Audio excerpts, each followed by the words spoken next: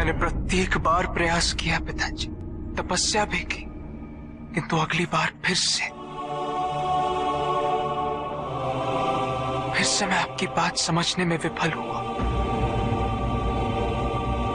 इसका क्या कारण है पिताजी? जिस मन पर शब्दों का आक्रमण हो, मन तो निरंतर ही खोज में खोया रहता है।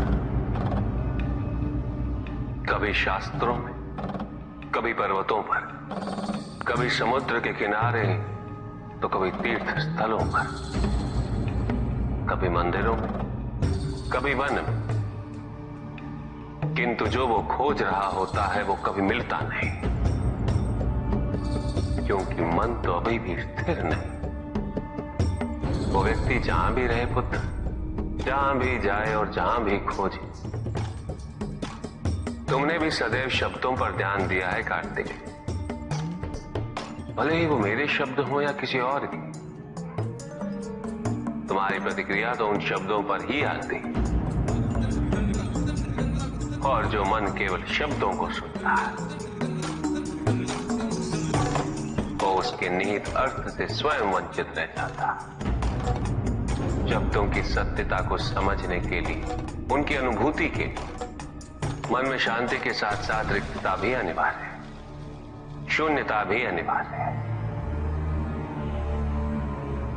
मन में इतना स्थान होना चाहिए पुत्र कि वो शब्दों के परे पहुंचने की यात्रा कर सके। किंतु मन कभी शून्य नहीं रहता, रिक्त नहीं रहता। वो सोचता है कि शब्दों का आधिक्य ही ज्ञान अर्जन है, शब्दों से ही ज्ञान है, इसलिए शब्दों का संचय करता रहता है। मन ये नहीं जानता कि परम ज्ञान तो शब्द अतीत है, एक अनुभूति जिसे शब्दों से बांधना असंभव है। शब्दों का अपना मूल्य क्या है कार्तिक? कुछ भी नहीं। जब भी कोई ईश्वर का नाम लेता है तो क्या ईश्वर मात्र एक शब्द में ही सीमित हो जाते? नहीं, यहां शब्द सत्य नहीं, सत्य है वो अनुभूति जो इन शब्दों में विद्यमान है। यदि शब्द ही सत्य होते तो मात्र भोजन कह देने से व्यक्ति की क्षुधा शांत हो जाती। इसीलिए माता शब्दों की नहीं पुत्र, उस अनुभूति की है जो उन शब्दों से संबद्ध है। यदि शब्द नहीं भी होते तो वे ईश्वर अवश्य होते। यदि शब्द नहीं भी होते तो सुख और दुख की अनुभूति अवश्य होती, जल की शीतलता की अनुभूति होती, सूर्य की ऊष्मा और चंद्र की शीतलता की अनुभूति होती, प्रेम की अनुभूति होती। किंतु यदि अनुभूतियां ना हो तो शब्द निरर्थक है। शब्दों से तृप्त हो जाना ज्ञान का अंत है, अज्ञानता का प्रारंभ है। ज्ञानी वही है जिसके पास अनुभूतियां, अनुभव, और उसके लिए मन को शांत व रिक्त तो करना ही पड़ेगा पुत्र।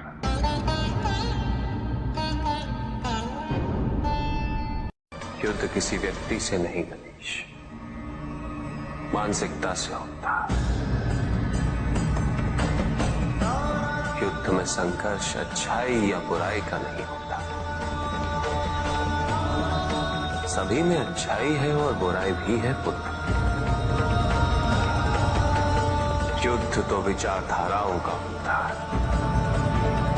व्यक्ति अपने पराक्रम पर, अपनी क्षमता पर विश्वास कर युद्ध करता है, और जब उस विश्वास को क्षति पहुंचती है तो सब कुछ निरर्थक प्रतीत होने लगता है। किंतु आपसे पराजित होकर भी लोहितांग क्यों नहीं समझ रहा? उसे अपनी स्वतंत्र इच्छा का उपयोग कर उचित मार्ग पर चलने का प्रयास करना चाहिए। व्यक्ति अपने को खो दे समझती है, व्यक्ति अपने को समर्पित कर दे,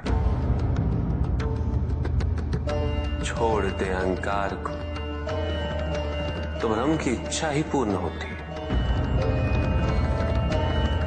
और अभी भी वही फलित हो रही है।